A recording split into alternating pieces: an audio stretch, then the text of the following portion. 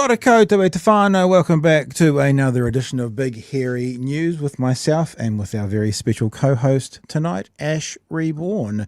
Ash, how are you, mate? I'm good, thank you. It's nice to be on this side of the screen. Yeah, very excited to have you. Our wee Wookie, the Chewbacca himself, is, I think as we speak, flying back to New Zealand. I saw an Instagram post maybe last night with him getting on the big bird. I think it's going to take him about 3 days to get back, and we may see him at the end of the week. But, you know, he's spoken to HR, and HR have said, if you need a couple of extra days for jet lag, that's fine as well. But in the meantime, we've had a lot of amazing feedback about people like yourself coming on board, the co-host coming on board, Ash, and people are excited to hear from you tonight. Why don't you explain to the whānau who you are and sort of how you fit into this media political commentary cycle sort of thing?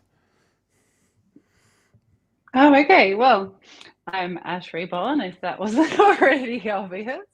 I've just added my voice to the pile, basically. I like to bring a nuanced perspective to polarizing situations and opinions, and sort of push the truth out there a little bit more than what we see within our media and perhaps other social media and things like that. Yeah, basically just adding my voice, doing my bit to help.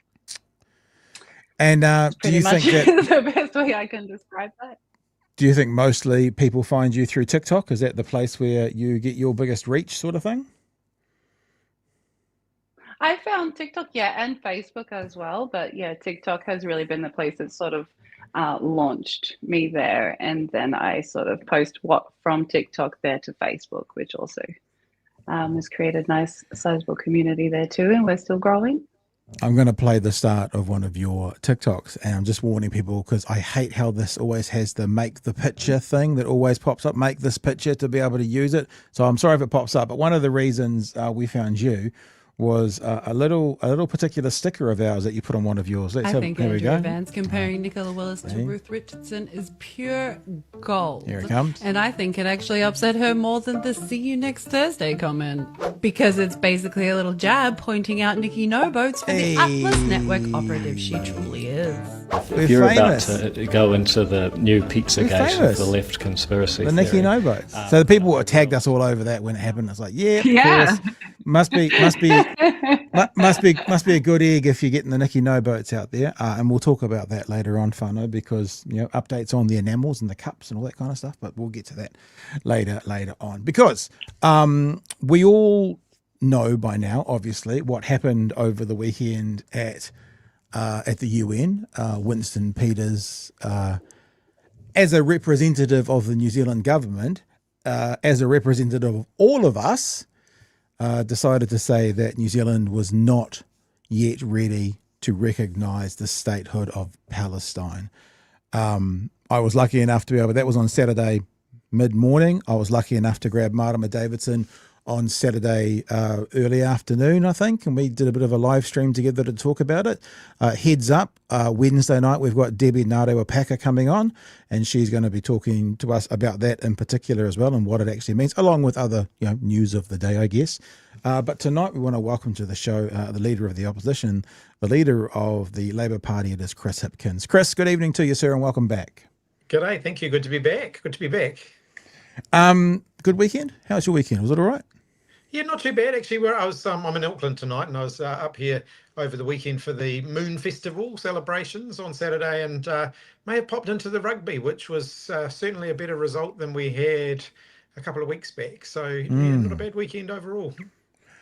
I think what we'll do is, I mean, everyone knows the story, but just for the sake of the one person who's been living under a rock, let's just have a look. I cut a YouTube short with the announcement. Now, there was a 15-minute talk.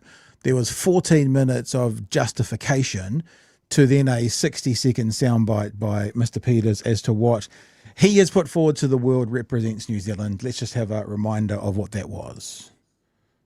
And then, like over 150 countries before it, New Zealand's recognition of Palestinian statehood now would serve as little more than an existential act of defiance against an unalterable state of affairs. We are not ready to make that gesture. Rather, the New Zealand government believes that it has one opportunity to recognise Palestinian statehood, and it would make better sense to do so when conditions offer greater prospects for peace and negotiation than at present. With a war raging, Hamas still in place, and no clarity on next steps, we do not think that time is now. So, thank you, Mr. Peters. Apparently on the world map, he's represented all of us New Zealanders by saying no. Did you have a heads up? Did you know what was coming? And if you didn't, what was your initial reaction? No, we didn't get any briefing on this, unfortunately. I know a lot of people have described it as embarrassing, as I have myself, but I actually think it's worse than that. It is a shame on New Zealand. We've previously taken, as a country, a really principled position here. Murray McCully, who was a long-serving National Party Minister of Foreign Affairs, worked really hard through the Security Council and through New Zealand's position on the Security Council to try and achieve a two-state solution, which was based on the 1967 borders. That's going significantly further than anything that this current government have even contemplated. I think they've abrogated our principled, values-based position that's been, in place for decades under both Labour and National-led governments. And now we've gone from being, I think, one of the strongest voices in the world on this issue to one of the weakest. And I think that's just, it's left what was previously a very proud reputation internationally in tatters. Why? Why do you think this is the call this government's made? Well, it's hard to know. David Seymour clearly was going to block the government forming any kind of consensus-based decision on this. Yeah. That should not have stopped the government doing it anyway, particularly when they knew that they could reach across the aisle. They would have had support from Labour, they would have had support from the Greens. I'm not sure about Te Pāti Māori, but I think they would have supported it too. So there would have been a broad cross-party, cross-parliament consensus on the matter. But Christopher Luxon's too weak to reach out and do that. He's once again letting David Seymour and Winston Peters hold the government to ransom. Ash, we haven't really talked to you much about this.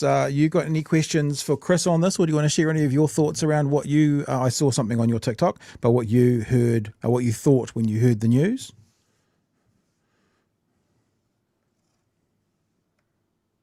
Oh, sorry, you were...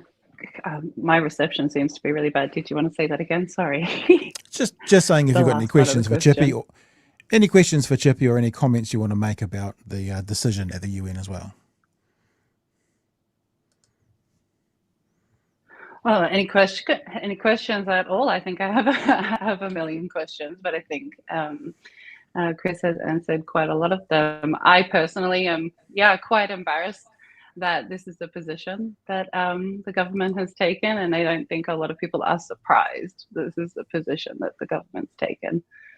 Personally, I think when it comes to the Middle East, it's not uncommon for this to occur. When there's many, for example, my son's heritage, they're Assyrian, and so they're indigenous to Mesopotamia. Can someone find that on the map for me? You're not going to be able to find that. You're not going to be able to find these people in their own country anymore. And if we continue to allow genocides like this to occur, we will see this happen to countries like Palestine and peoples like Palestine, but they no longer have their land, they no longer have their rights, no longer have their culture and their nationality to grasp onto, and they're lost to history.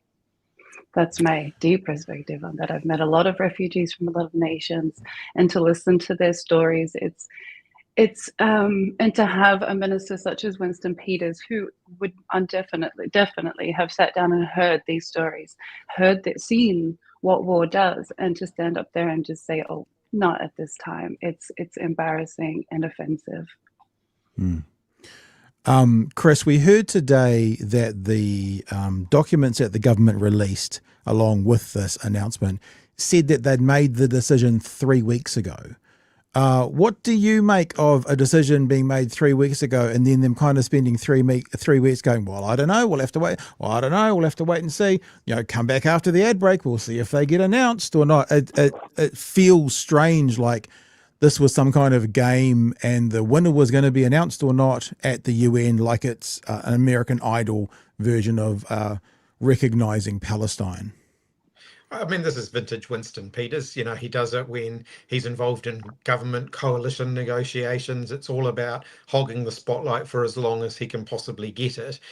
They'd made the decision. They'd clearly made the decision weeks ago and chose not to tell the New Zealand public what the decision was.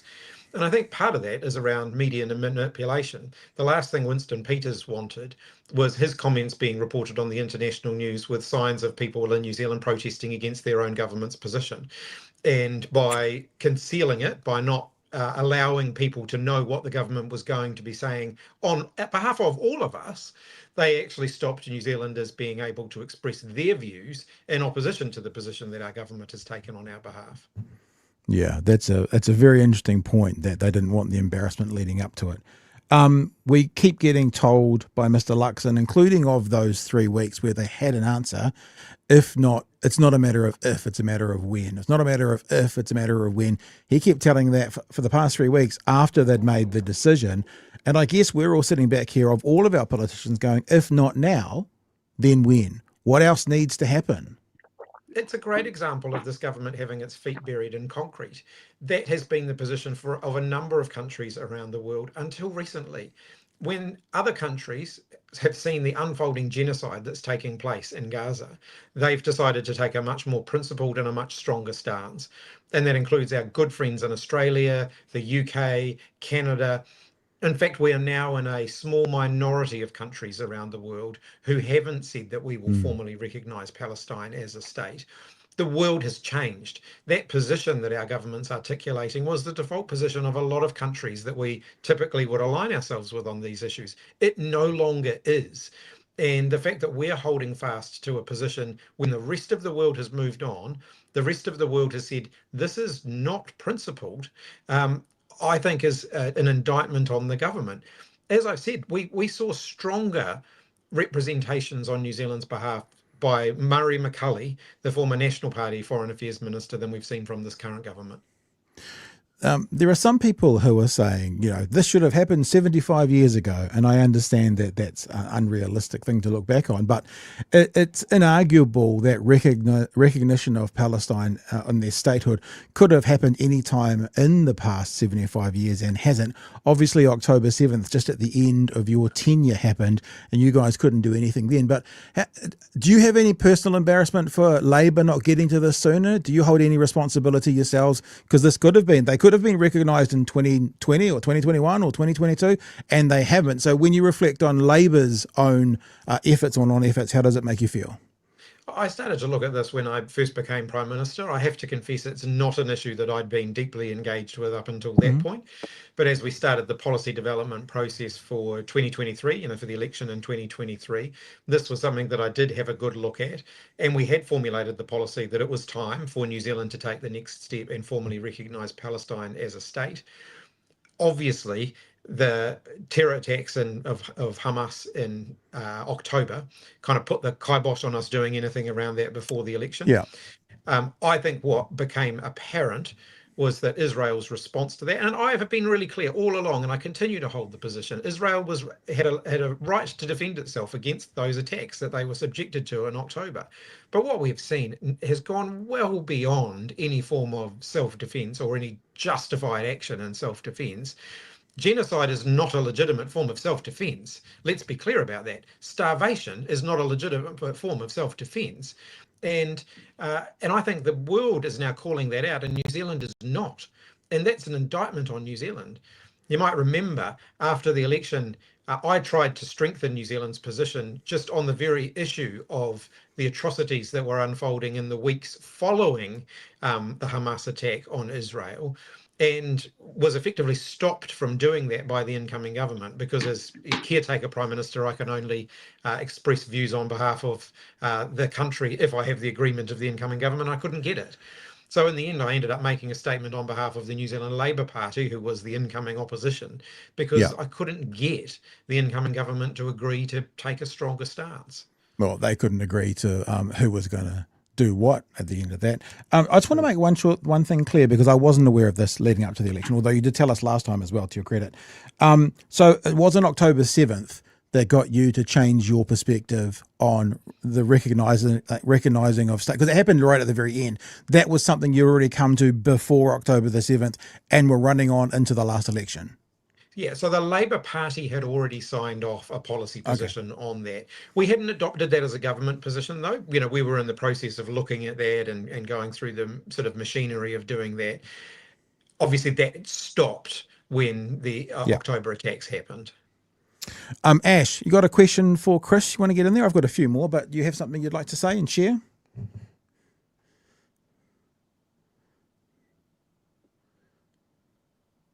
Did you get that, Ash? You're having some trouble with your connection there. We're wondering, I do Ash, apologize. Yeah. Sorry. Try that again. You just popped back on my screen. Try that again. Wondering if you've got a question for Chris. I guess there's a lot of questions, and I don't sort of want to poke the bear a little bit. But I guess there's a lot of sentiment out in the public, and obviously specifically within our followers and stuff, in regards to obviously Israel's response to October 7th, for example, and obviously how you said that the retaliation is not proportionate. But in understanding that there is a perspective of, if had an incident such as this not occurred, so the genocide would have occurred anyway, and we just would have been none the wiser. In sort of those terms, and that's being the public sentiment. What is Labour's or your perspective in that regard? I guess it's a little bit of a tougher diplomatic question there, but yeah, just in that regard. The Labour Party had made a decision that if re-elected to government, we'd be formally recognising Palestine after the election. Now, I have to be upfront that in all likelihood would have still been after the election, not before the election, even taking aside October the 7th, which of course sort of stopped that process in its tracks for a period of time. It would likely have happened after the election. I think that it's the right thing for New Zealand to do. We would have done that fairly soon after the election, particularly when we saw how disproportionate the Israeli response to October the 7th was. October the 7th was atrocious, and there can be no, sympathy for that. But there can also be no sympathy for what Israel's doing now. And, I was raised on that basic value: two wrongs don't make a right. And what Israel's doing is far, far more serious, if anything. It is just wrong.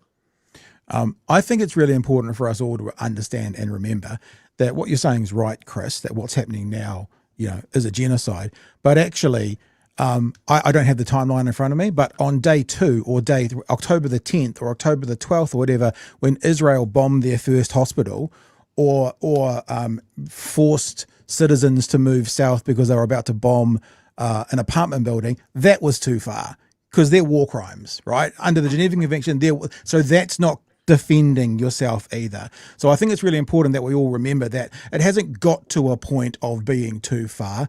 Pretty much the first incursion that Israel went into Gaza to bomb a hospital or an apartment building, that was too far as well on day 2, 3, 4, 5, whatever it is. You know what I mean? Absolutely. At that point, we were days away from the New Zealand general election, and our eyes were sort of looking elsewhere at that point. But when asked about that at the time, I was already, even before the election, expressing real concerns about the proportionality of Israel's response. My concerns, of course, grew in the weeks following the election. Unfortunately, I wasn't in a position at that point, having lost the election, to do anything about that officially on behalf of New Zealand. And as I said, the incoming government weren't willing to just take it on at all. I think it's really important for us to remember that whilst when people, not this is anyone in this shot right now, not us three, but when people kind of finally come to a conclusion of, now Israel's gone too far. It's like, no, they went too far the first day they bombed a hospital. That was too far. It's just taken you a while to catch up. Not so that you're not welcome now. Get yourself on the right side of history, but not to also go, I guess about now is when they've pushed it one bar too far. But it's been going on for, if it's been 2 years, it's been going on for 1 month, 1 year, 11 months and 25 days. But it's been too far since then. You know what I'm saying? And I think one of the things that makes, quite a few New Zealanders reluctant, or has made quite a few New Zealanders reluctant to criticise the Israeli government, is they don't want to be tarred with the label of anti-Semitism. And I think it's really important to be clear here that criticism of the Israeli government is not criticism of all Jewish people, any more than criticism of the American government is criticism of all Christian people. The reality here is there are a lot of Jewish people around the world who are quite horrified by what the Israeli government have been doing. And I do think it's important that we draw that distinction. Anti-Semitism is never acceptable. And it does trouble me that we've seen a rise in anti-Semitism in New Zealand as a result of this. It's not okay to be attacking Jewish people because of the actions of the Israeli government. It is absolutely legitimate to be very strong in our criticism of the actions of the Israeli government. Just before we go on, Ash, I'm about to throw it back to you just so you can get ready for a question or a comment. But before we do, I didn't say this at the start of the segment, and I apologise, I always do. Your super chats are welcome. Making a super chat is no guarantee of it getting mentioned or asked while Chris is here. And regulars know that, but I just thought I should have said that at the start in case. I mean, we have a couple of super chats here, Chris, which I may throw at you, but we're not going to be able to do them all. So Ash, any more questions? I've got a couple of other things to talk to Chris about to do with job numbers and earthquake buildings. But do you have anything else before we move on from the Gaza conversation you want to ask Chris about or mention yourself? Yeah, I just have a quick question. How do you feel that geopolitically this is going to reflect on us as a nation, like here in, as Aotearoa New Zealand? What are we going to look like now, outside of our usual alliances, now with a small number of nations going against the majority? How is that going to position us, and how does that look moving forward? It is a real weakening of New Zealand's position. It's embarrassing for us as a country. It's, I think, a shameful position for New Zealand to be taking in an area where we previously were recognised as being a leader, a principled and valued leader. We're now seen as being totally on the wrong side of this argument. How that shakes out in terms of our standing on other issues internationally, it remains to be seen. But Winston Peters' speech, where he effectively attacked Australia, the UK and Canada, is something that we are likely to see some political repercussions for, even if it is just in the way those countries react and interact with us in the short term. I think we could expect a fairly frosty reception from some of those countries as a result of the comments Winston Peters has made, where he basically attacked them for the position that they have taken, which is a far, far more principled position than the New Zealand government's taken.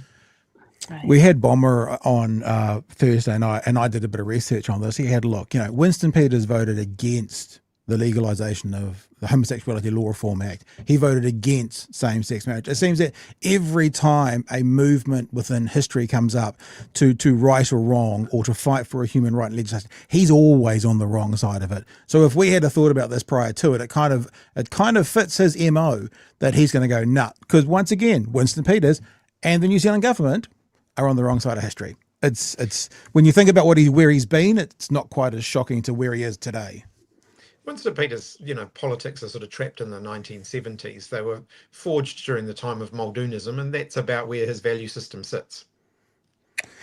Spiderhoof has a question here. I'm going to ask you a couple of other questions, Chris, but Spiderhoof has a very important question to ask. Mr. Hipkins, can you personally pledge, I promise never to work with Winston Peters again, and I won't be eating sausage rolls on the campaign trail. Keep up the good fight, and I will be here supporting you all the way. So, serious question. I mean, I think Spiderhoof's joking a bit with both of them, but this always gets to you, ruling out people. I think the sausage roll one's probably more important, but do you want to respond to either of those or both? Oh, I can respond to both. On the sausage roll front, I have to confess, I still like sausage rolls, but I've had to cut back a lot. I put on 10 kilos during the last election campaign, and I'm not kidding when I tell you I put on 10 kilos. I've managed to lose about 5 of them so far, but I've still got about 5 to go. School holidays last week wasn't good for the weight loss either. Spending time with the kids, generally involves dietary choices, which I later regret. So I can say that next election, I got into this trouble by saying before the last election that I really like sausage rolls, and so everywhere I went, people were serving their sausage rolls. So can I say this now? I'll say it exclusive to your show, and you can spread the word. I really like salads. So just when I'm out and about, I really, really like salads now. It's a new thing for me. But on Winston Peters, I said before the last election that Labour wouldn't work with Winston Peters had we been in a position to form government after the last election. And of course, we weren't in a position to form government after the last election. I can tell you there's not a day gone past since then that I have regretted that decision in any way. Because when I look at what this government, the shambles that this government has been in, the way Winston Peters and David Seymour have held the government to ransom, that's just not the style of politics that I'm interested in. I'm not interested in a style of politics which sees the smaller parties, whomever they are, trying to drive wedges between New Zealanders in order to carve out a share of vote. I don't think that's what politics should be about. It should be about bringing people together and solving problems together, rather than saying, well, I'm only interested in 5, 6, 7% of the vote and I'll just carve people off in order to get that number, which is the modus operandi of particularly ACT and New Zealand First at the moment. So in terms of the next election, I think it's highly unlikely our position will change. The reason I haven't been more specific on that before now, and I'm not going to be absolutely specific until the next election, is as soon as I rule one party in or out, the question becomes, well, what about this party? What about that party? What about this policy? What about that policy? And I think those are things you do closer to the election. And I think there was a bit of tongue-in-cheek there with Spiderhoof, but it's boring. It's just boring when the mainstream media do this. It's a little bit like, where is your policy? And then today the article comes out that National didn't release any of their policies until February of the year of the election, and they're all asking you to release some policy. It's just ridiculous. Hey, look, just a little. National wants us to release policy so that they have something to attack, because they don't want to defend their own track record because it's so woeful. Yeah. And they really don't seem to have any ideas for how to turn the country around. Having said that they were the people who knew the numbers and knew the economy and were going to fix everything, they don't seem to have any answers. Well, we'll get to that in a sec, if you've got a couple more minutes, but I'll just say this thing that I always say. This is why, Chris, because the left make policy and the right respond to policy. So they're not going to know what their response is until you guys put your policy out. So I'd leave it till about 3 days before the election, and you'll probably romp home. I'm kidding. Obviously, I joke. Hey, no, but just on what you've just said, one little kind of tangent question, because what's obviously happened with this government is Luxon has sold his soul for a handful of beans, any means to an ends, right? This is what's happened. He is basically, we know this because the Treaty Principles Bill was not a bottom line for David Seymour. He's told us, yet Luxon folded to it because it's like, doesn't matter what you want, we'll give it to you. So he's gone down the path of any means to an end. Now, sometimes that means you've got to give away your morals, but there's always also that adage of if we're not on the 9th floor of the beehive, then we can't affect the change. How do you personally decide kind of where you will give a bit to get a bit if it helps you get into government with any of the parties? You still have to make compromises that are consistent with your values. So you can compromise on how you might give effect to them, the sorts of policies that you may or may not adopt. But I think doing things that are inconsistent with your values, or not having any values at all, and it's debatable as to which position Christopher Luxon and his and the National Party currently take, whether it's that they're willing to do things inconsistent with their values or whether they just don't have any. It's clear that they're letting Winston Peters and David Seymour run circles around them. I think we have some well-established principles around the sort of conduct that government ministers should be engaged in and should not be engaged in. Government ministers should not be attacking the judiciary. Government ministers should not be interfering in certain processes. And this government don't have any respect for that. And Christopher Luxon just won't do anything about it. So I've been very clear, and I think my own track record in the brief 8 months that I was Prime Minister actually speaks to this. Where ministers don't uphold the standards that are required of ministers, then I will take action on that. And I'll be very clear, I will take action on that regardless of which party those ministers come from. You shouldn't get a free pass for bad behaviour or for doing things that are totally contrary to the ethical principles that ministers should sign up to, simply because you're from a smaller party. Chris, I was going to ask you about the earthquake law changes for supporting buildings.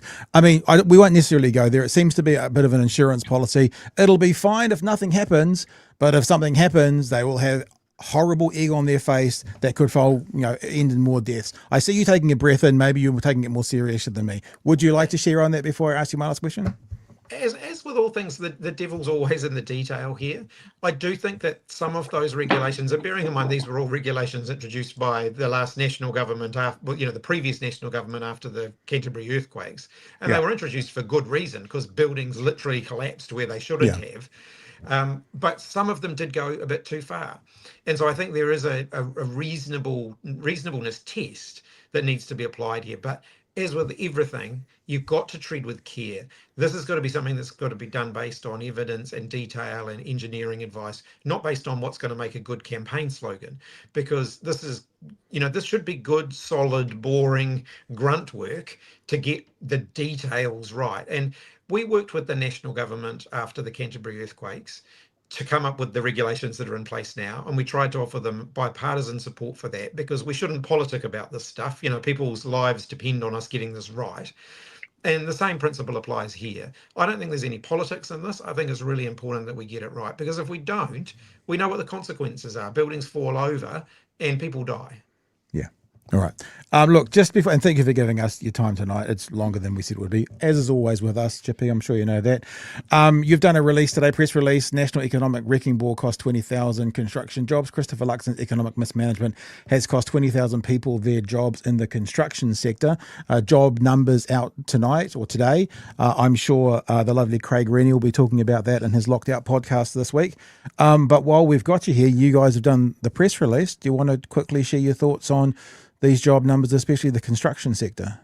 That shows how short-sighted the current government were when they came into office and just paused or cancelled or stopped a whole lot of stuff simply because it was the Labour Party or the Labour government that started it. It was petty and it was spiteful. And the reality is it's cost the economy dearly, and it's cost at least 20,000 jobs in construction. Although, to be fair, not all of that was public sector work. There's been a slowdown in private sector construction as well, but a good chunk of those jobs were previously public sector infrastructure and house build projects. So they cancelled a whole lot of Kainga Ora state house build projects.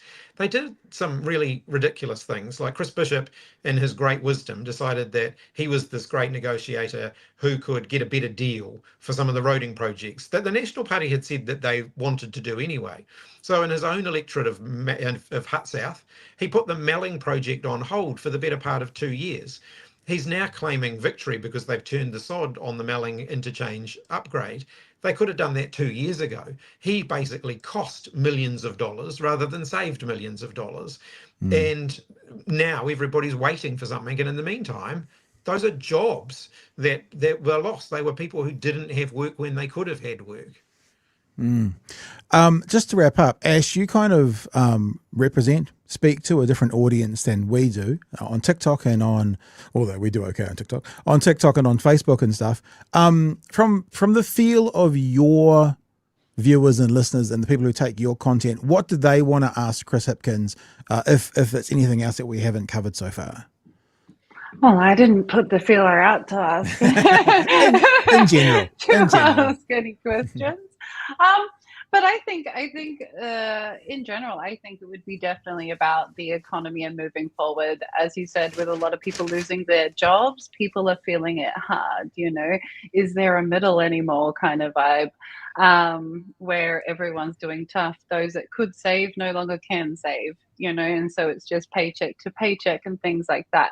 And with all these jobs losing, and I've also noticed and put out content myself about we're advertising for migrants to come in, which is great. I'm definitely not against anything like that myself, but when we're advertising for construction sector jobs where licensing and education could be done for our people to get them back to work right away, which we're not seeing, is that something we could look forward to? Or is there something that, perhaps in the future Labour or anyone could be bringing forward education and training to get these people back into work? I think that your question really highlights what I think is going to be one of the huge dividing lines in the next election campaign. Christopher Luxon and the current government want big, rich, international foreign investors to come in and save us. one of the messages from the Labour Party will be, we need to back ourselves here. We need to invest in ourselves. We need to upskill our people. We need to invest in our own businesses. We need to have the government out there actively helping to shape a competitive economy that works for all New Zealanders, not just for rich foreign investors. And I think that will be one of the big dividing lines in this coming election campaign next year. We need to get New Zealanders back to work. I'm far more interested in getting New Zealanders back to work so that they can get a good income, afford to buy their own house, access the public services they need, provide a good life for their kids, rather than line the pockets of wealthy foreign investors. And I think that is the dividing line in politics at the moment. The Labour Party's history has always been about working New Zealanders. It's in the name of the Labour Party. It's why the Labour Party was founded. It was founded on the notion that if you're out there creating the country's productive wealth, you should get your fair share of it. And far too many New Zealanders go to work every day, some of them working multiple jobs, and they feel like they're going backwards all of the time. That's not right. And we've been here before. It's actually why the Labour Party and the Labour movement was founded in the first place, because the world has gone through these cycles before where wealth has been captured by, a very small minority, and working people have missed out on their fair share of it. And we've got to kind of get back to those basic principles that hard work should pay off. Yeah. So you're saying pay equity's on the agenda? Pay equity must be on the agenda. But I would also say pay parity, because those two things go hand in hand. And there's a really clear dividing line. If I, take something that I'm very passionate about, early childhood education, as Minister of Education, that was one of my highest priorities, was sorting out the mess that we've got in early childhood education. The fact that teachers in early childhood education working in the public sector, i.e. in kindergartens, are paid more than teachers working in the private part of the sector is just wrong, because they're doing the same job, they're doing the same work, they should be paid the same. But because they are largely dominated by women, those professions have been undervalued, and it's well and truly time we sorted that out. Chris, it's been fabulous having you again. Appreciate you coming on, appreciate you being available. Peter has one other comment that we're going to put to you, which is an interesting one actually. Peter says, if it's Chippy's decision, he should buck, it's more of a comment, he should buck tradition, refusing a knighthood for Luxon when he leaves office. He has no honour and shouldn't be given one. Any thoughts around Peter's point? I'm very careful in making comments on that, because obviously as someone who hopes to be the Prime Minister, my advice goes directly to the King on those matters. And so you have to be a bit careful about what you say publicly about those things. But look, I take his broader point, but I obviously can't comment on the specifics of any particular nomination or future nomination. Hey, Chris, thank you so much for giving us some time tonight. Always a pleasure. And I'm sure we'll be touching base again before the end of the year. Good as gold. Great to talk to you. Yeah. Thanks, Chris. All the best. Cheers. Leader of the opposition, leader of the Labour Party, Chris Hipkins. There you go, Ash. This is normally a point where we would go, any reflections? And because I talk far too much during those interviews, it's your chance. Any reflections on the conversation? I'm completely embarrassed about my connection, if I'm honest with you. But I got it sus halfway through, so we're here. Yep. That's all good. Yeah. No, yeah. Hipkins, as always, being suave and endearing. Do you have any thoughts about moving into the next election? What do you think about Labour going into the next election? I've got lots of thoughts about it, the next election, but obviously we understand the left is a little bit divided in regards to the political parties at the moment. That's what it feels like. But I personally feel like with the chaos that this current government has caused us, I do believe a Hipkins government will bring a bit of calm and maturity to the situation, so things could be a little more balanced out. That's not to say Labour alone. That obviously means bringing our other left parties in, because they bring the stronger viewpoints home, is what I feel like there. Yeah. All right, let's get to some more of these super chats. Citizen Gold reminds us most nights how long it's going to be till the next election. He says at the moment it's 446 days at most, meaning it's sort of at the, what do they say, at the privilege of the Prime Minister, at the whatever of the Prime Minister, he can nominate the exact date, but that's the longest it can be. Kiwi Bird, we didn't show yours because I think he answered that anyway. Will you recognise Palestine? He said yes, they would have recognised it. And it was interesting to know as well because I apologise, but I wasn't over it at the time, meaning I didn't know this policy of Labour's. Part of me thought that it was easy to jump on the bandwagon to give Palestine statehood after October the 7th.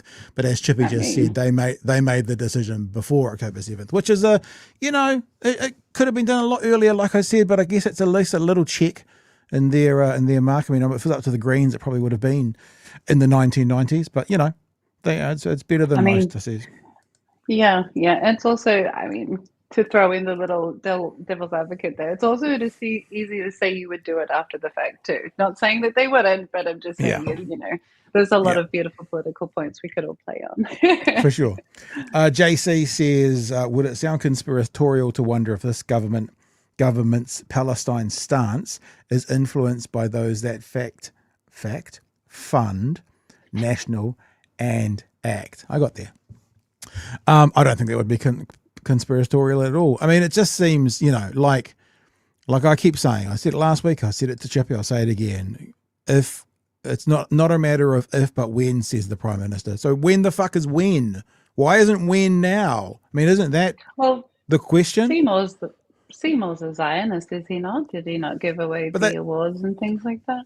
Yeah, but they don't. I mean, I found this out on the way through. They don't need Seymour. It doesn't have to be 100%. They can 2/3 can vote for it. They can be passed by a majority. He can agree to disagree. They have this clause in there. I think it's really important. Two things are really important for us.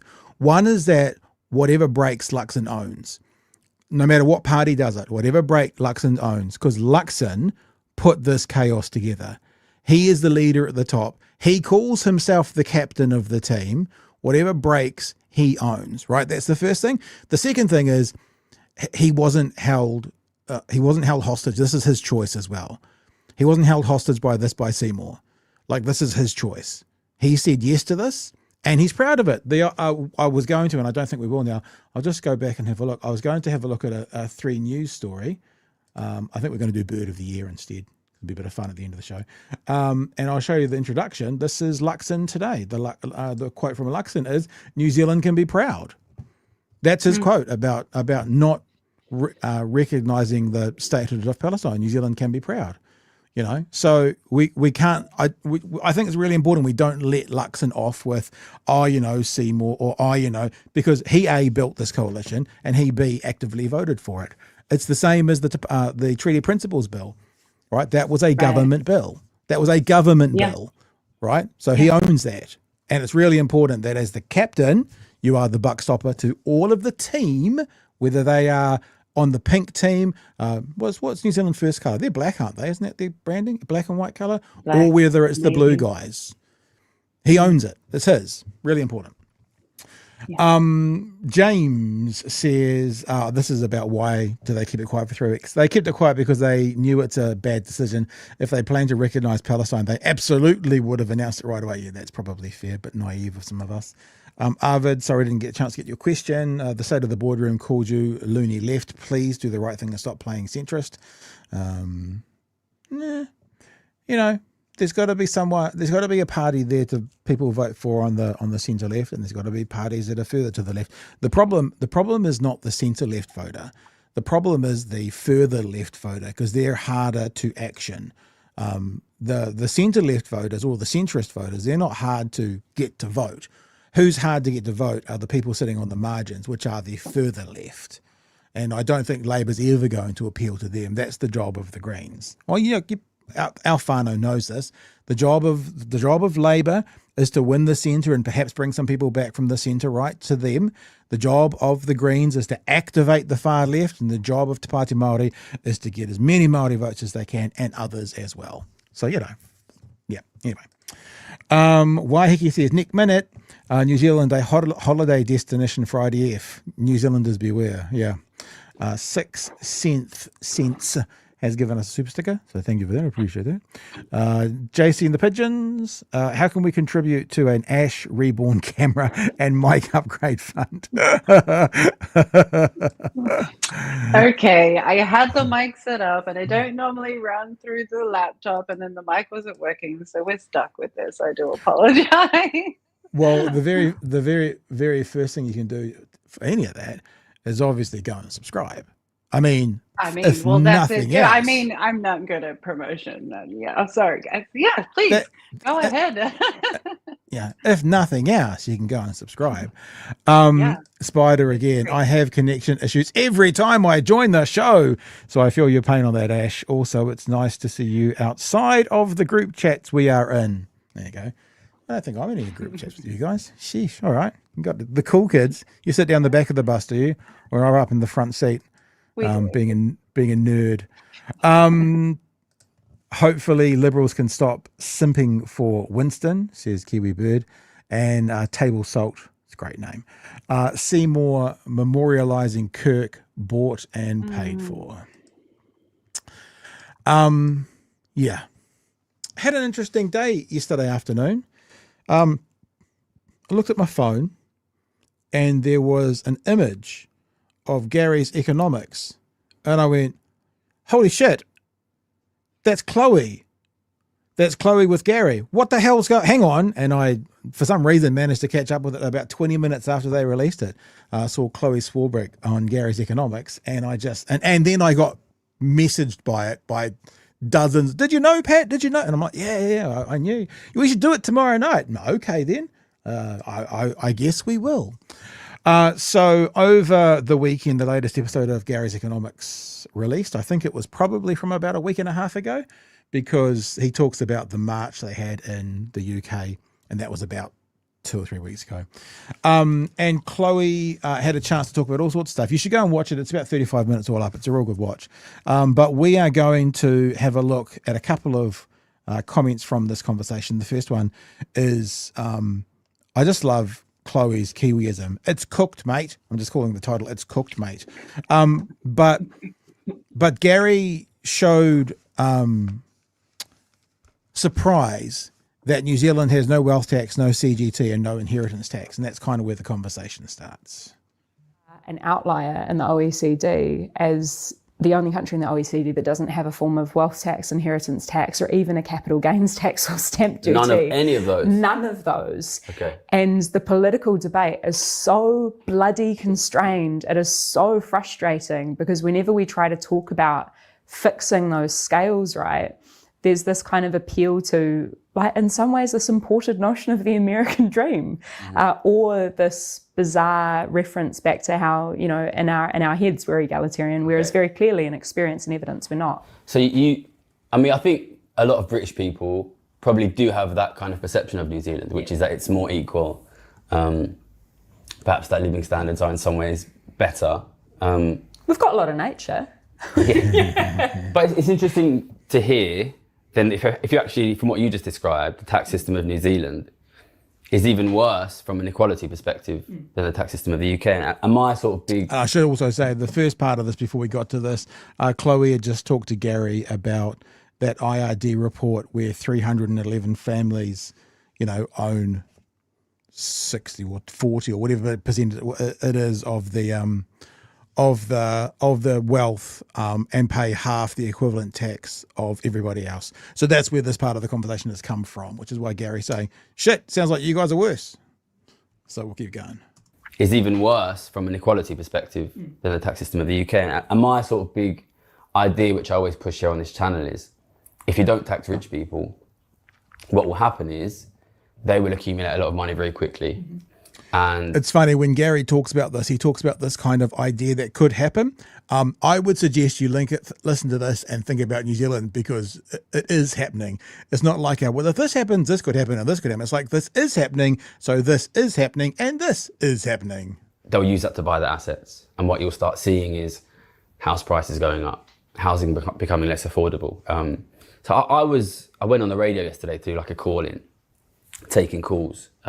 Actually on Tom Swarbrick's show, another Swarbrick, 2 Swarbricks in 2 days. We're not related as far as I'm aware. And Tom said to me, this is like a quite a well-known radio host here. He said housing is more affordable in other countries. And I said, where? And he didn't say New Zealand, but he said Australia. So you're coming here telling me that the tax situation in New Zealand is even worse. Mm-hmm. What's the housing affordability situation? It's cooked, mate. So on some metrics, we'd have some of the most unaffordable housing. You gotta love her, eh? She's in an interview with one of the biggest economist podcasters in the world as a representative of our government or country. It's cooked, mate. Simple as that. It's cooked, mate. In the world, and part of the reason that right now house prices are stabilising despite the current government's best efforts with giving tax breaks out to landlords and changing the bright line test by which people end up paying taxes, we are now seeing a stabilising or a slight reduction, but that's despite the government's best efforts. So we've got quite a conservative government at the moment. Some economists have characterised our economy as more of a housing market with bits tacked on the side. And I think that this kind of is part and parcel of what we were talking about before with how this kind of inequality compounds, right? Is people are working so damn hard. So many regular people are working so damn hard as house prices has escalated before their very eyes over the last, few decades. And now regular people are having to rely on what's colloquially known as the bank of mum and dad in order to get into their first house. Okay. And that then kind of creates this cultural norm where nobody wants to create a situation where it's seen that housing would end up being taxed. Yeah. So the problem continues to perpetuate and we end up in this kind of parasitic feedback loop, which is squashing regular hardworking people. This is really, it reminds me so much of what's happening here, which is you have this situation where, because the rich are not taxed, they're accumulating all this money. And that pushes house prices up in an obvious way because you are competing with them to buy the houses, They don't need to buy them themselves, they can just lend the money for the mortgages. If you have these guys who are sitting on the side and they're going to buy anything that has a return of, just 5%, unless the house price is above here, they're going to buy it. So you have to pay this enormous amount. But then what you get is this kind of perverse reaction, which is because people know then that unless you own wealth, you're like totally screwed. They then become resistant to the taxation of wealth. And my big challenge here is to try to communicate to people, if you don't tax the wealth of the very rich, you are the one who's going to be squeezed out. You're not going to beat them in that game. And one of the That's a genius thing to remember as well. And this is why we always think about people voting out against their own self-interest. If you don't tax the very rich, then it's you, us normies, that are going to be the ones that get squeezed out. And when we listen, Ash, to David Seymour, and he gets asked questions like, if 10% of the population controls 50% of the wealth, is that a problem? And he goes about how it's not a problem and X, Y, Z. And the reason is because the way that David Seymour's thinking about it is sort of intangible and like an idea that it's an unlimited resource. Like this is, so if people want to be rich, go and get, but when you're talking about, for example, housing is not an unlimited resource. So if you bring those numbers of wealth across to that, if 10% of the households own 50% of the homes, you can't just go out and continue to buy because there's a limited number. They're in that street. It's not like an idea, or it sounds like crypto coins that seem to be unlimited. But if there is a tangible limited amount of the resource, then this matters heaps. Because if a small percentage controls a large number, then what happens is the bottom control none, which is what they're sort of talking about. Right. Any thoughts? Oh, sorry. I thought we were going to press play. Any thoughts? Oh, lots of thoughts. We definitely should be taxing the rich. This is an interesting discussion that I'm glad to see start happening more because I want to learn a lot more about capital gains tax and why we don't do that and what more could be done for us to be able to do that because we're busy trying to move money around between these different services and different funds and who can we take to give over here where really if we just had a proper taxing system then we'd have enough money to go around with the hopes of that likely. Yeah, and this is that lie that we keep getting told about millionaire migration. If we introduce a capital gains tax, they're going to leave. Yeah, and then they're going to go to a country with either a capital gains tax, a wealth tax, or inheritance tax. So they're not going to leave because of a CGT, especially if the government gets in and does it based on like not the family home, but whatever. Because all these other countries, as Chloe just said, and this is why I think Gary's like, what? You got nothing? They all do it. We're the haven at the moment. Where are you going to go to not get either a CGT or a inheritance tax or a wealth tax? You're not going to go anywhere else, because all of our unless you want to go to a third world country that's not going to be like-minded. But if you're going to go to a like-minded country, they've all got something within that tax frame. So yeah, it's a tough one. Should we do another clip? Let's do another clip. There's a really good question, and we've been saying this. In fact, we've been saying this to Labour a bit. Capital gains tax is no longer controversial. There's research out there that goes 2/3 of New Zealanders want some form of capital gains tax. Google that phrase if you want to have a look for it. Article on RNZ will tell you all about it. So Gary wants to know, because a thing like a wealth tax or a CGT, one of those three, is no longer controversial. It's popular, and there are so many people fighting for it, like Chloe Swarbrick and the Greens. Why is it not happening? That's sort of the origins of this conversation.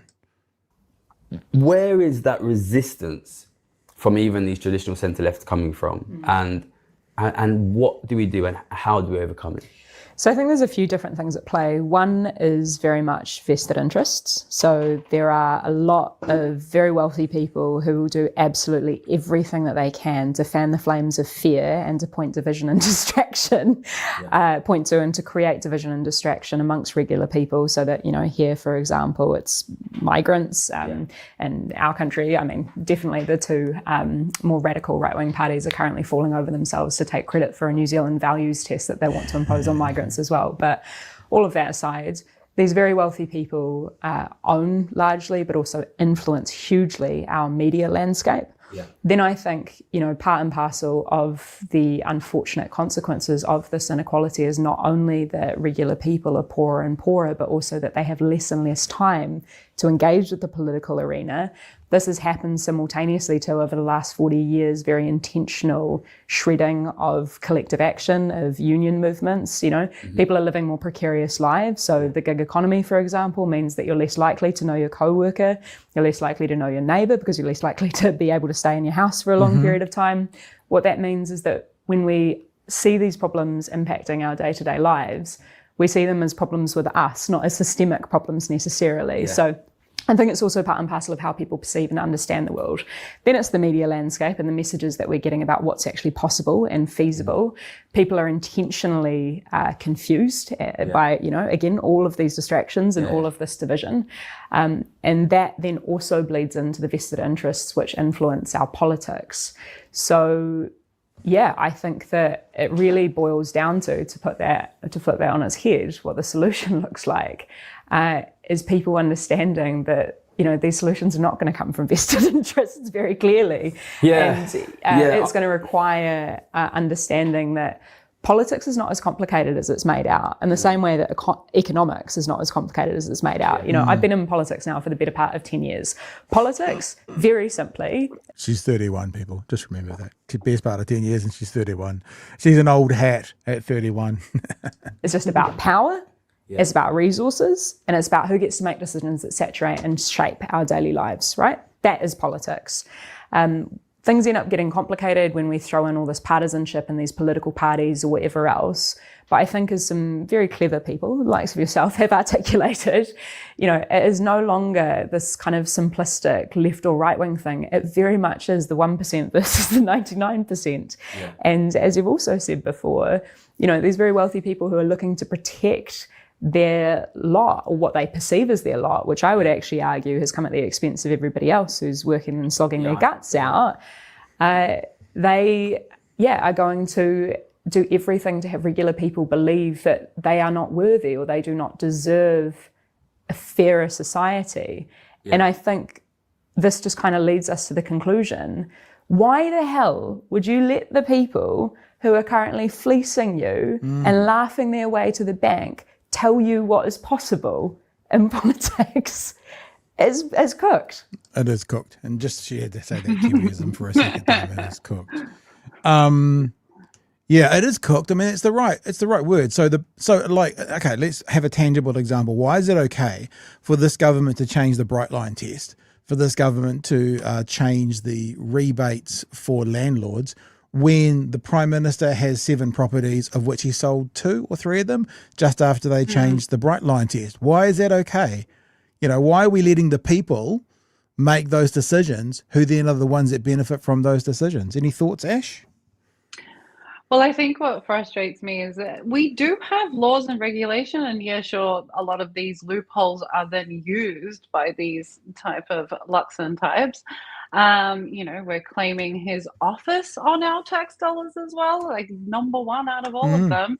We have ways to prevent this, but the it's like the pathway to this justice, though. Like, what can we do as a people? Well, we could petitions, we can go to court, we can do all these different pathways to try and prevent this, but that's not going to stop anything in the interim. That means 2 years down the track we may have an answer, and that's a new government's in there, so we all have to put up with this. So there definitely needs to be, in my mind, a different system where we can actually prevent that from happening. Like, regulation is great, but like what you said, when we've got these type of people in control of the regulation, what do we then do to prevent that? And we don't, I think in New Zealand doesn't have enough control within our ombudsmans and these types of different power levels that could do something about this. And the thing to do is get involved however you can. In fact, it was Chloe, actually, speaking at Waitangi, who, I don't know if she coined the phrase, but it's the first time I'd heard it, that's something like, if you don't do politics, politics will do you. And I'm like, oh, it's interesting. So get involved, because it's coming for you no matter what. And it's much better to be on the front line trying to affect a change for positivity than perhaps sitting back and just suffering the effects of allowing others to ride roughshod over you. So yeah, if you don't do politics, politics will do you. Sounds like maybe that's another T-shirt on the way sometime. All right. How's about the last clip? They're having a conversation between them, and Gary kind of prompted this conversation, talking about the influence of the far right.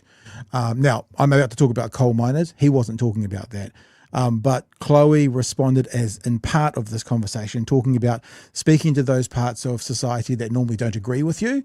And she uses the example of going onto the West Coast and speaking to coal miners. And I think that's kind of where we're starting off. But there's some other comments in here about the right, just so you know. It's come from a place where Gary was asking about the influence of the far right. And that's where he mentioned the March for Britain, or the Unite UK March, whatever that was a few weeks ago. As I said, very clearly, we're not saying that coal miners are far right, but that's the genesis of going down the speaking with groups that don't agree with you part of this conversation.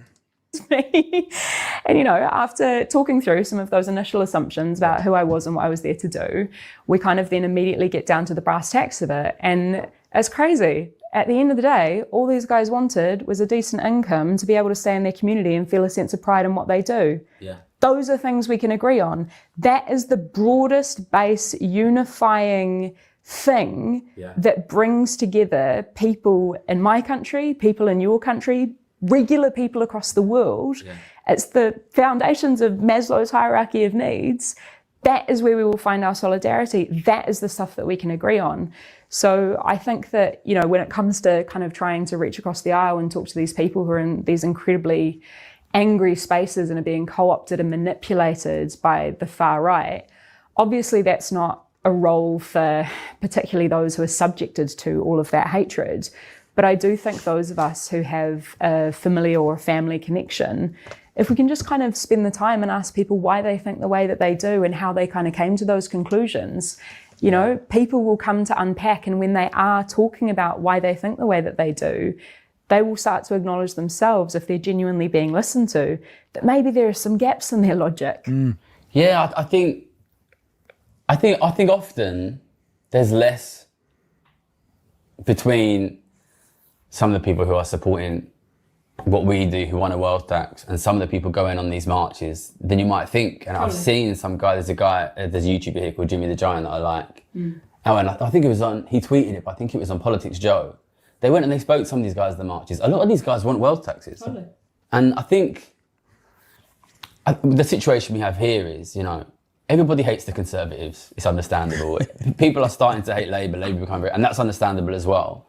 And then Reform, our sort of new right, far right party, they kind of win by being the only voice left in the room, because the left hasn't really been able to establish a presence in social media, which is where these people are, or in the mainstream media. And I actually think there's a massive space for a fourth voice here, which it doesn't have to be on the left, that really just anything that centres living standards, economics, inequality, taxation, which is what I'm trying to be. It sounds like you're trying to do a similar thing here. So that's where we're going to leave that. I think there's lots in here that we can talk about. And I mean, Ash, one of the reasons we've got you here, and we've had Brie Elliott here, and we've got some others coming up this week as well, is the left is bad at social media. The left, when I say the left, I'm talking about the institutionalized left, Labour, the government, those that are going to sit in the seats are bad at it. As much as we mock the Prime Minister for it, his seven social media staff obviously are doing something that's helping, as cringy as we all think it is, it's doing something that's helping it. So, yep, the left are bad at social media and they're bad at independent media, and I think that's the world over. One of the reasons you saw Trump get elected was he played the social media game better. He went on the podcast, he was available to the right people, and they got a win. How about I've got another thing from that last comment, but how about that to start off with? Because you're in that world, right? TikTok and Facebook, you're in that social media world. What do you think about the idea about the left needs to be better in that space? Yeah, I do. I think that the left needs to be more present, definitely. And I think the left from all different fields need to as well. You know, like I'm obviously got the hair color that the right likes to consider the left to be, right? Like anyone with bright colored hair or anyone who's a hippie, oh my God, that's the left and that's scary and they mustn't be intelligent and they mustn't know what they're talking about and they mustn't be mature. But you know, if we had more of a presence from the left that are having these, you know, important discussions about economics and about what can move forward, and then that I think that respect could be and should be earned for the left in that regard. I think a lot of what would you call it, blue collar workers, just your everyday person, when they listen to debates, they're looking for a government that they can feel proud to say it's theirs, or a politician to say, like, just considering everyday workers, they don't really want someone radical. And this is where, I'm going off track a little bit, but that's where I tend to ramble, so I've been trying not to. But yeah, that's sort of that's my perspective on that without going too far. But yeah. She talked about solidarity and need. And I think that's so true. And I have done this experiment before. Maybe we'll do it again next year. There is a tribal element, obviously, to politics. And your side has the best policies because they're your side. Your side is the best to run the country because they're your side. And I've done this once, maybe twice before, where I've got a bunch of policies from a bunch of parties and then strip all the branding off them, put them in front of people who don't know where the one is. And the number of times people end up who are like, you know, the New Zealand national voters or conservative voters ending up picking out all the left policies is unbelievable. So I would also say there's kind of solidarity and policy that you heard what Gary was saying there on that Unite the UK march, which was a far right march. Yeah. They were speaking to people who wanted a wealth tax.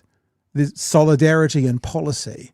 You know, we can want the same things. And if we can figure out how to, what's that saying? You drop the scales from your eyes. If we can start figuring out how to maybe remove the scales, remove the tribal nature of I'm on this side of politics because, and start looking at solidarity and need and solidarity and policy, which is sort of my version of that.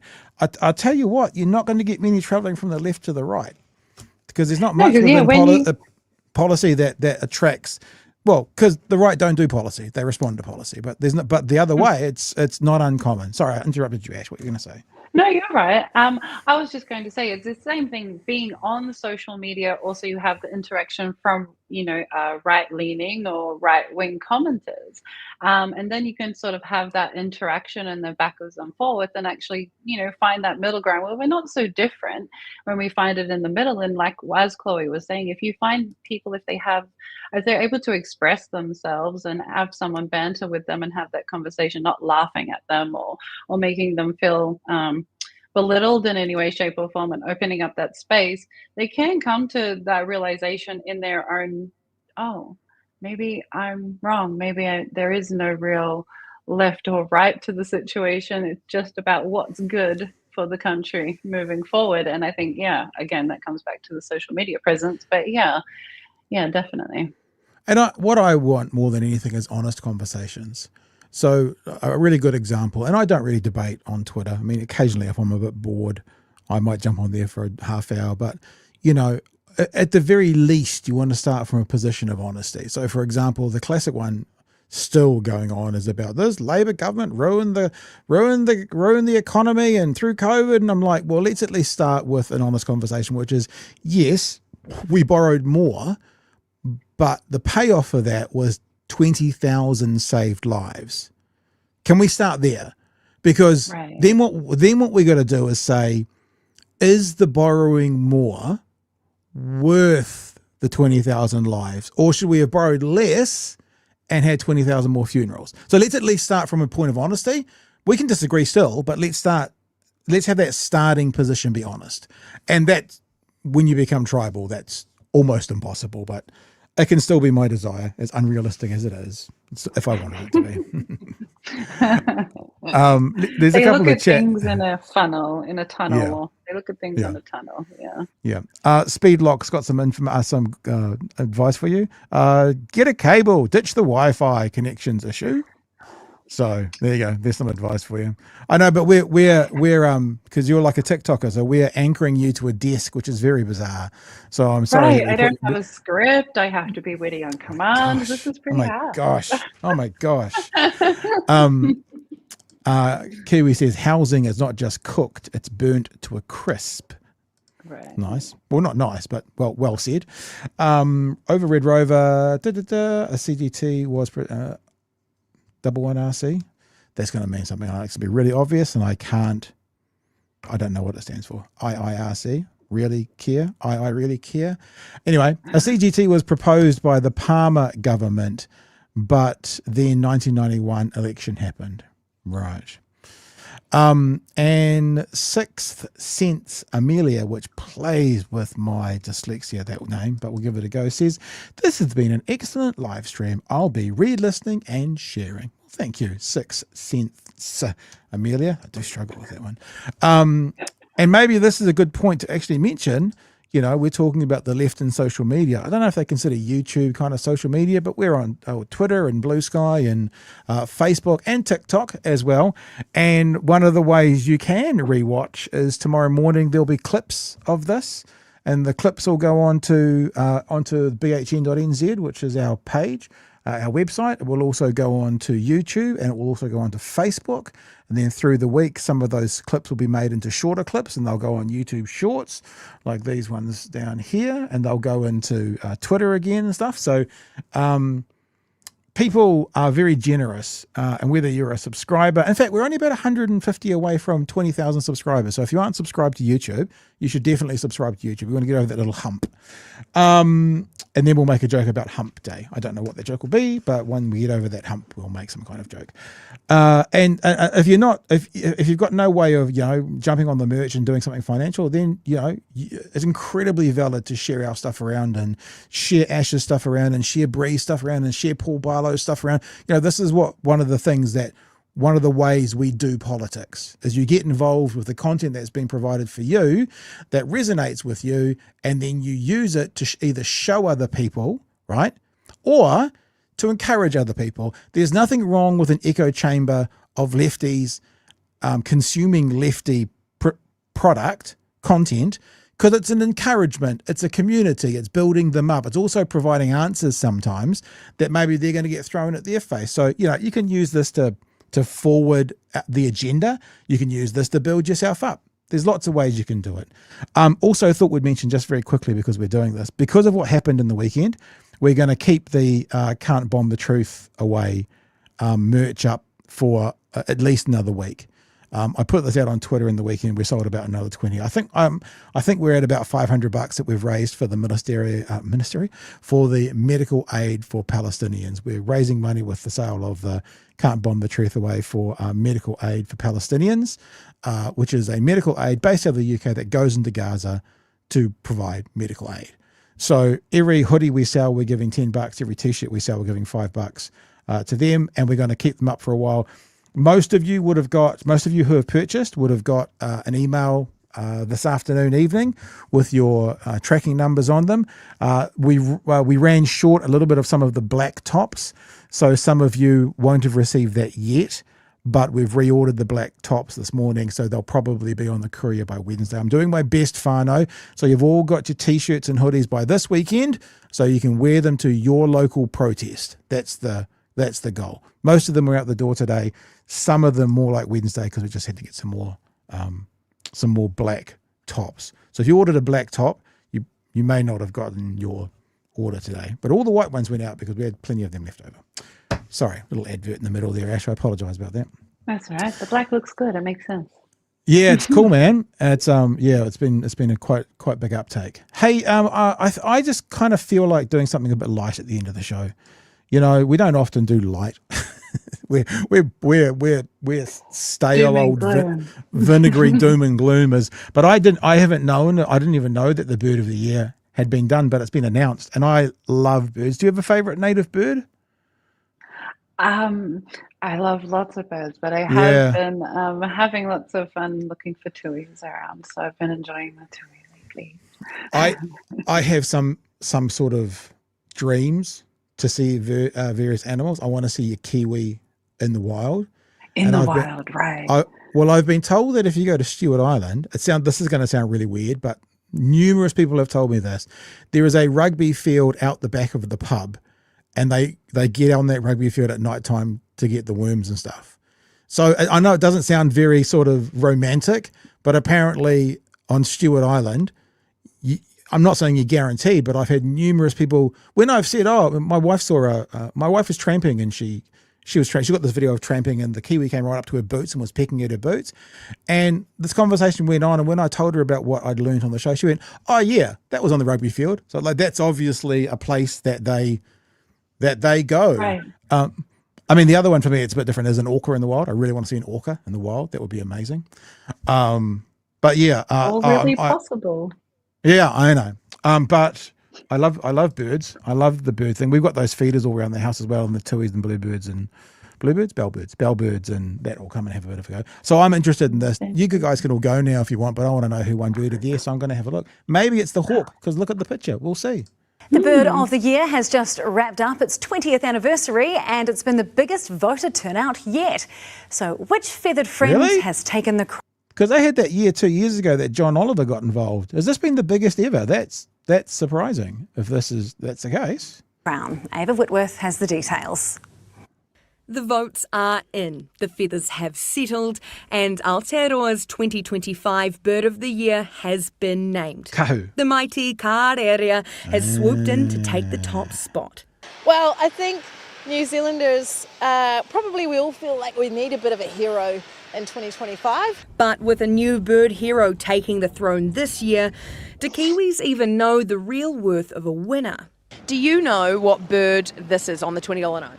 Karakia. No, so close. Try again. Oh, Kārerea. It kind of looks similar to a pigeon. Eagle, hawk. We have a place on Falcon, Waiheke and we see them there all the time. Well, if it's a falcon, absolutely. That means it's a boss bird. The Kārerea is no ordinary manu. It's a high-speed hunter, capable of reaching 200 kilometres an hour in a dive and can catch prey larger than itself. While there are 38 species of falcon worldwide, this one is only found in Aotearoa and is one of a kind here. They're the only falcon found here in Aotearoa, New Zealand, and they are the spitfire of the bird world. But even heroes have vulnerabilities. With ground nests, Kārerea eggs and chicks are easy prey for introduced predators. We are in effect the land without teeth, so if it's got forelegs and fur, and especially if it's bitey, like a ferret or a stoat or a rat, even a hedgehog, then for eggs and chicks on the ground, they're just incredibly vulnerable. This year marks 20 years of Bird of the Year, and Forest and Bird says the competition is more than just memes and mayhem. It's become like a cult phenomenon, and we love that. We lean right into it. The purpose of it is to educate New Zealanders about our native birds, and really importantly, we get to tell people that these things are in trouble and they need our help. And help, she says, can be as simple as trapping predators in your backyard or protecting a patch of bush. The kariarea has its talons on the title, but for New Zealand's bird life, the fight for survival is far from over. It's tough, that, isn't it? It's when birds are ground dwelling. I'm surprised that the falcon is. It's because so many in New Zealand that are ground dwelling. Well, it's That's because really they had no predators. It's not in their DNA to worry about it. I think is it the. I was going to say the weka. No, maybe it's the kakapo. I'm not sure which one it was, but the if you kakapo is on the ground too. The great there's one. Yeah, that's not the great green little parrot. Yeah, that might be the one. Stephen Fry did a segment on one of his shows where he was touring and he found it and he said the thing about I think it was the kakapo. The reason it was so easy to hunt for Māori because before they turned up they had no predators, so Māori would literally just look over the rock, duck away, and the kakapo would go, huh? Pop up, have a look, and they just grab it and put it in their kite. You know, that's how they did it. But yeah, they are pretty cute, eh? Here we go. Sorry, Red Rover, if I recall correctly. There you go. I'm old. I didn't get it either. Me too. No. And then everybody jumps on board. Come to Kapiti to see an orca. Maybe I'm going to be a little bit of a snob. I'd love to see an orca in New Zealand, but there's something about Alaska. I don't know what it is, but there's something about in Alaska. It would just be that's like the gold standard. Love to see one in New Zealand, but there's something about Alaska which just draws me as well. Talking about the Kiwis in the rugby field. Yep, they are numerous there. There you go. So there we go. Lots of people. I saw my first wild orca 2 days ago. Oh, cool. Fantails and wax eyes, says Kathy. Kiwi are super fluffy. This is funny as well. Weka should be a national bird. Kiwi is cringe. Do you know the television program Alone? There's a program called Alone, and it's 10 contestants, and they go out into the wilderness. It's normally in Canada, and they're alone. And the one who survives the longest wins $500,000. And they do all their own filming. They take their own cameras, etc., etc., etc. Just this year, they've done 3 outside of America. They did Africa, they did Australia, and I don't know how long ago it was because I watched it online. That might have finished, but there's one in New Zealand. And it's Australian contestants competing in New Zealand, and the weka keep coming into the guy's campground and trying to steal all his stuff. And of course, they're not allowed to kill it because it's a native bird. But it's I just saying weka. They're kind of adorable birds. I sort of agree. Peter says orca and otago occasionally. It's karearea is my token. Reki dragon come to Raglan Pad. They swim in our harbour. I love Raglan. I spent a lot of time in Raglan when I was living up in the North Island.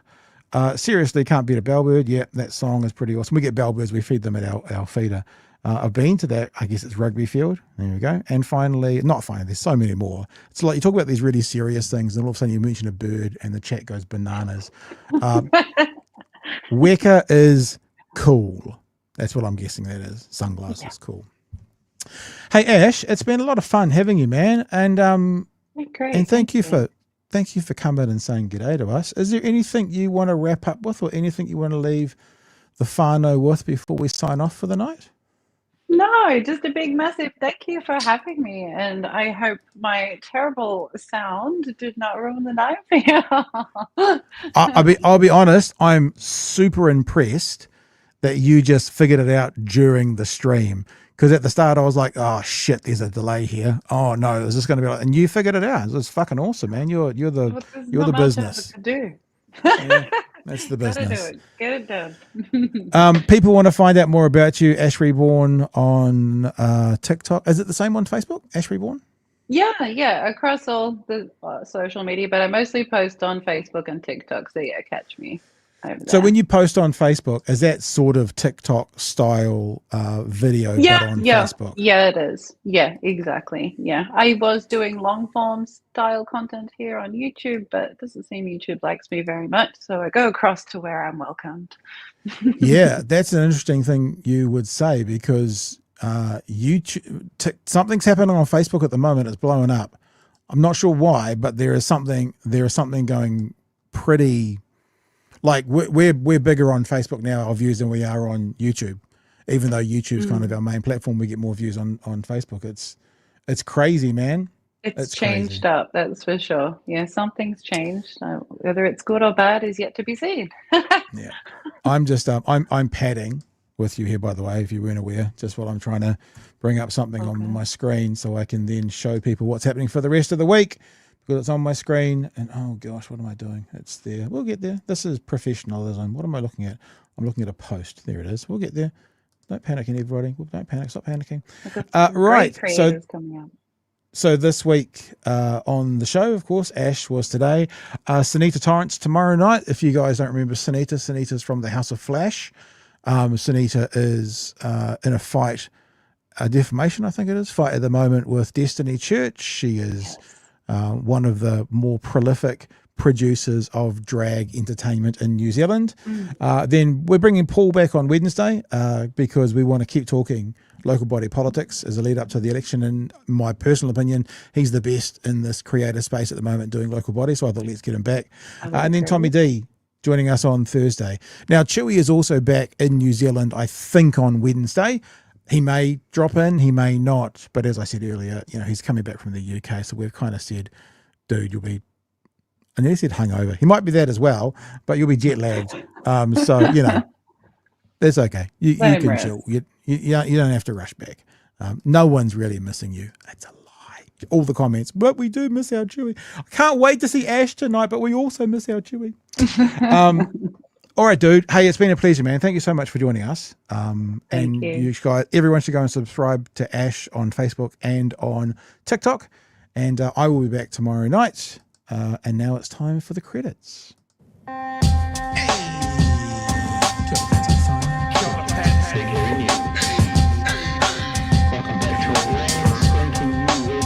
Help us settle a debate, whether it be thoughtful or funny, even if we're all creatures of hate. It's a fine line that we're walking together. For better, push aside the temptation to berate. Let's take a note of the corners we stand in. As many points as the hairs on my chinny chin chin. When the news that we're watching is hairy, knowing all the things that we need to be wary of. Like the rich have the hand out for rewards, while the many have to work out what they can't afford. And the rest of us ain't paying attention, or maybe have questions we're too worried to mention.